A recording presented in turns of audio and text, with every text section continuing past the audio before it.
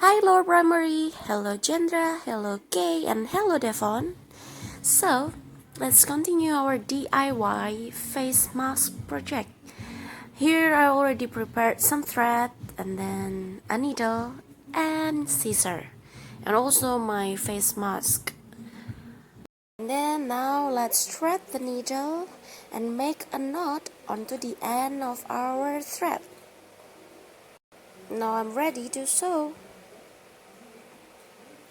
Alright, so my suggestion is not to sew the side parts because we are going to put on mask rope onto the side parts of our mask.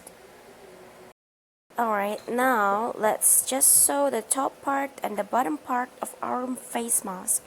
And I'm going to use running stitch technique. It's the most basic and easiest way to sew our face mask. Now let's finish sewing the top part first, and then if you're already done, just make a knot onto the end of your sewing.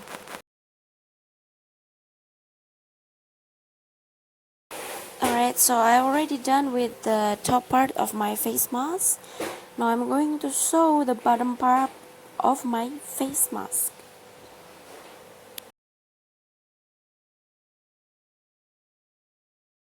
And again I will do the running stitch.